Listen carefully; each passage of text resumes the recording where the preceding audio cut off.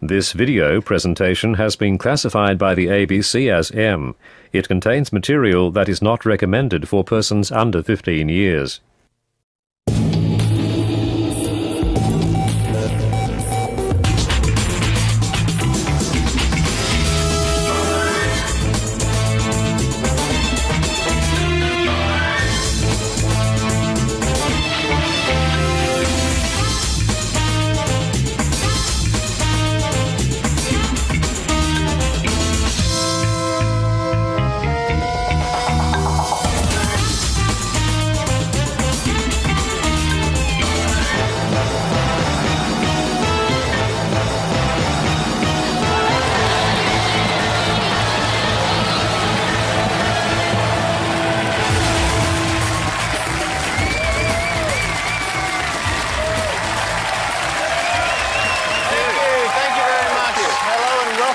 For another week, the only show on TV that has more buffheads and morons than the Rugby League State of Origin. It's true, and great crowd in tonight.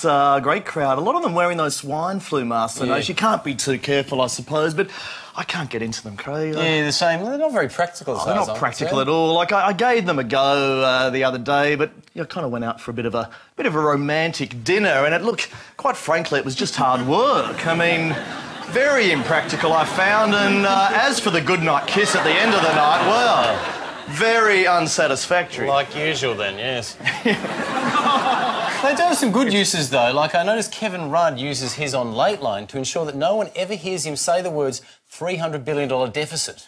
So what is the figure of peak debt in hundreds of billions of dollars? Well, I'm about to come to that, Tony. The Treasurer made this absolutely plain in the budget papers. I said before the figure was $300 billion.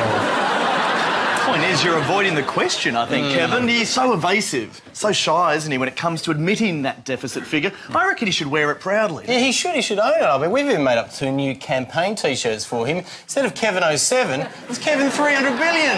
It's great.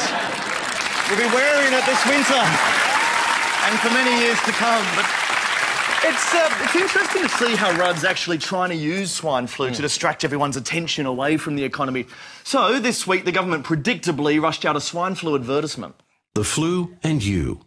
The government is closely monitoring the recent outbreak of human swine influenza in Australia. If you are unwell, seek medical advice and try to avoid close contact with others. Try to avoid close contact with others. They're suggesting we carry out all our work and business on the telephone. Now, look, that may be fine for the nurse there on the ad, but what about other professions? I know. We went to see a play this week and the actors weren't even allowed alongside each other on the stage. They had to phone their performances in from home.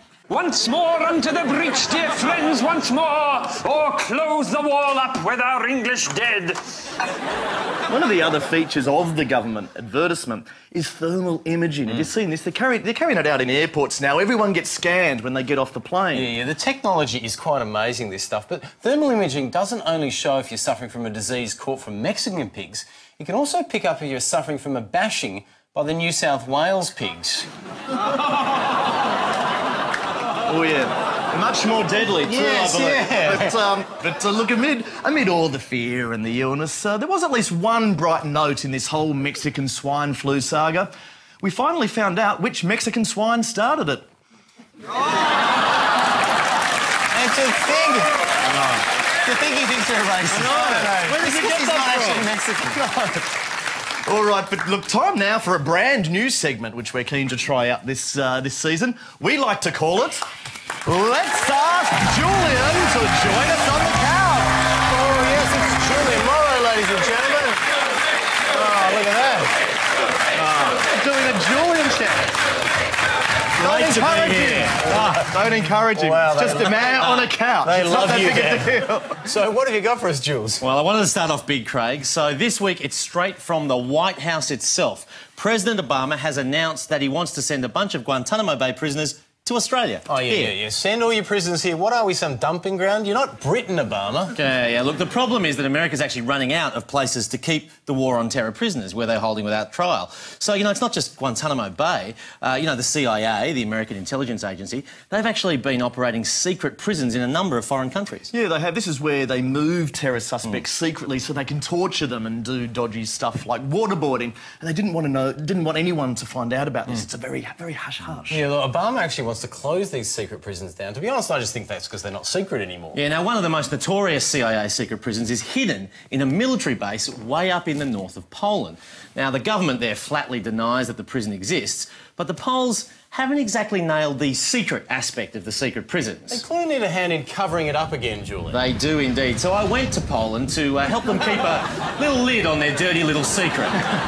Mind you, I didn't want the CIA to get lost, so I put up some more helpful signs right outside the prison so that the CIA knows where to take the people to torture, although in a subtle way, so Poland can still deny it. Very good. Very subtle. Very shrewd. Thank you very much. Yeah, now look, once the CIA's inside the secret prison, obviously they've got some pretty serious torture work to do. They need to be left alone in peace.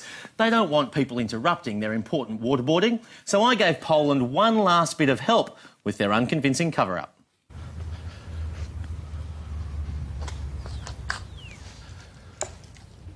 Good afternoon and welcome to Stare Kyiutska. Unfortunately, there will be no tour of the CIA secret prison here this afternoon, as there is no secret prison on these premises. Never has been. The CIA have definitely, I repeat, definitely never interrogated or tortured people at this facility. Repeat, no tour, no facility, no torture. To make this very... And this is not a member of the Polish military.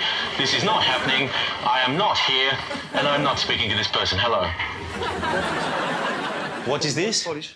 Polish? I don't speak Polish. No, sorry. Polish. I don't speak Polish, no.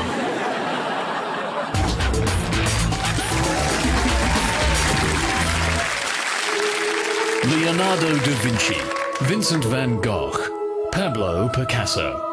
Alongside these names now must also belong C.M. Coolidge, one of the great artists of our time, whose paintings of dogs playing parlour games rank among the most celebrated masterpieces of the modern era. Now, what a lot of people don't realise about Coolidge is that it took him a long, long time to perfect his craft. He experimented with many other animals. He painted frogs playing poker, toucans playing poker. His series of woolly mammoths playing gin rummy was simply laughed at and ridiculed. But when he hit on the idea of dogs, it was an overnight success. As this rare film archive shows, Coolidge was a traditionalist when it came to using life models as a basis for his paintings. Just need to learn how to grip that cue. That's good. That's your Sioka paw. It sometimes took hours, even days, to get the dogs comfortable with their cigars and bowler hats. No, don't pee on the table. What did I say about peeing on the table, huh? Well, he was a perfectionist. There's no doubt about that. But what people don't know is that he was not the first artist to use dogs in this way. If you look at the preparatory studies for the Sistine Chapel, you'll notice that Michelangelo originally had God reaching out to touch a dog, smoking a pipe. Similarly, in The Last Supper, Leonardo da Vinci had Christ sitting at the table in a game of dog poker. Come on, Benson. But it's the images of Coolidge that have stood the test of time. And his iconic contributions to the American art landscape have truly established him beyond doubt One with hungry, hungry hippos instead. as one of the great artists of our time. No, come on!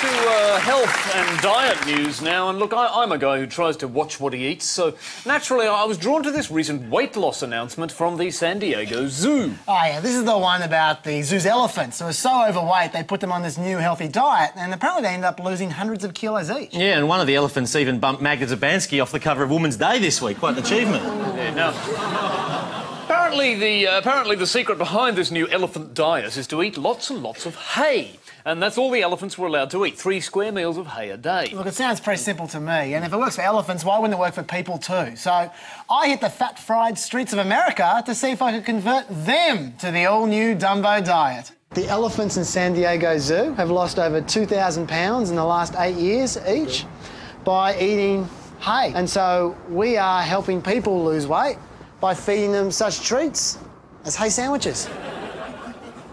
Yeah, it's okay.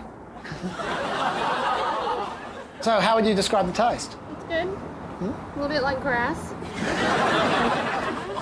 How does that taste? It's like something you eat off the ground. Yeah.